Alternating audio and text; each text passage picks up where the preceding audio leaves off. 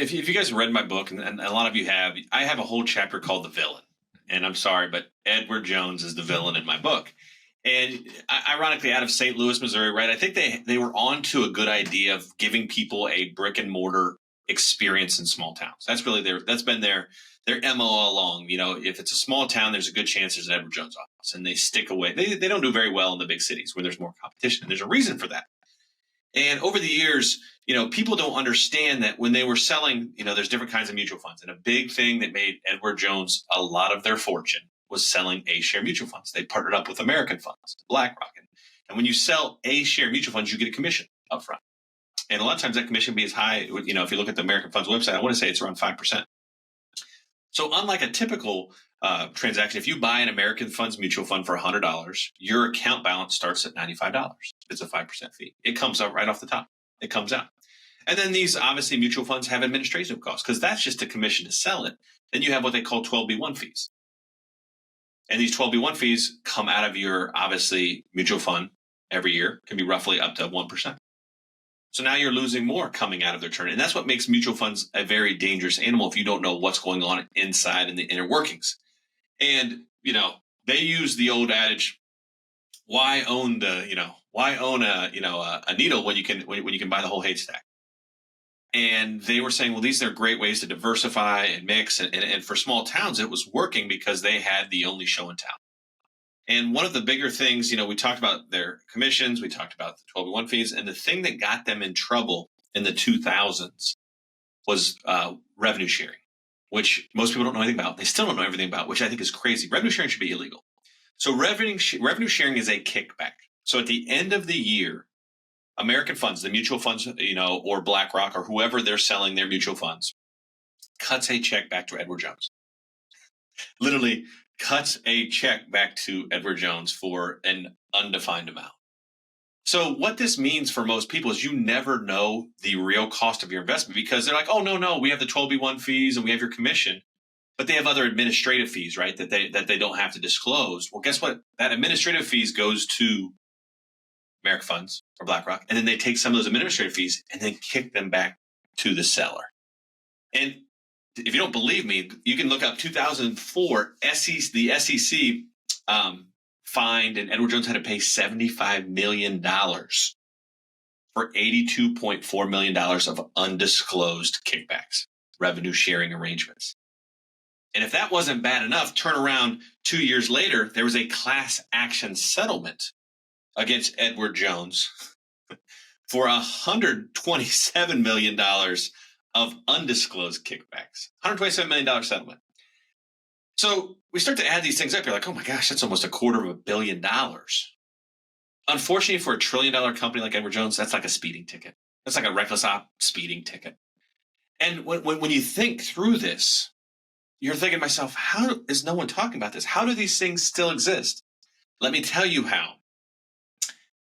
They have you sign a disclosure.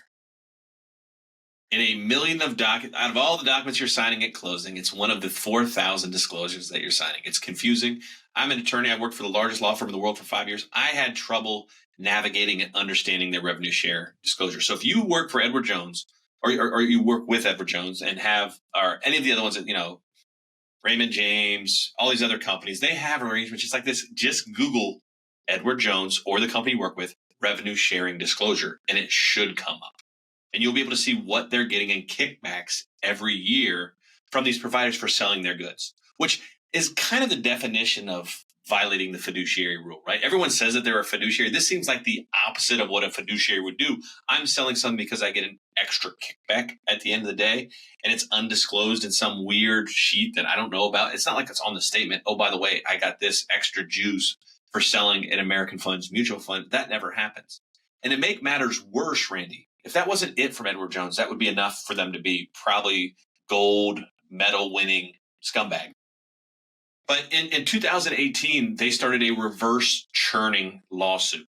And the reverse churning lawsuit was interesting because everyone saw that mutual funds stunk.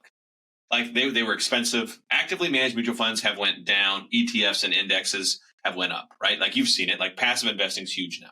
Most everyone's getting an S&P, passive fund. So mutual funds are dying. And Edward Jones saw this. This was their bread and butter. Like, oh my gosh, what should we do? Well, when you sell someone obviously a share mutual fund, the selling point is, listen, if you pay me 5% up front, this is going to be a great strategy for the next 10 years. Oh, okay. All right. Okay. I guess I'm going to pay a little bit up front, but I'm going to get this for 10 years. But they realized I can't keep churning mutual funds anymore. I can't keep selling these people mutual funds because everyone knows the internet told everybody what was going on around 2000. There's not a coincidence that these lawsuits were 2004, 2006, after the internet, where people could start seeing all of these fees and kind of figure it out for themselves. So in 2018, fast forward, they filed a lawsuit because all of these people started dropping their mutual funds. So the Edward Jones guys were having them drop their mutual funds for their advisory solutions wrapper package. So they were saying, instead of now paying mutual fund fees, we're going to charge you 1.35%.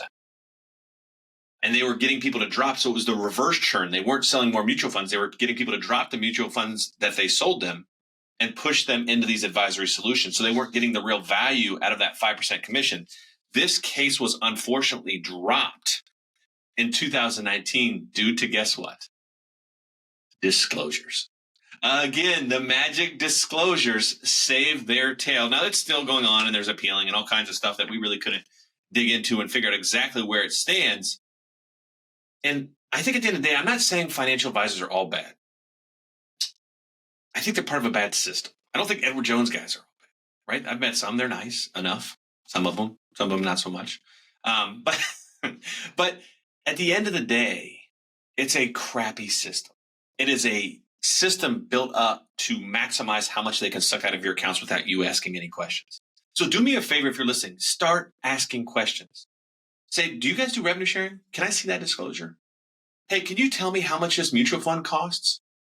Can you tell me how much I'm paying in dollars to you every year? That's a very reasonable question. That's not intrusive. I want to know what I'm paying. So could you tell me those 3 things, please? And if you can't, guys, guess who can?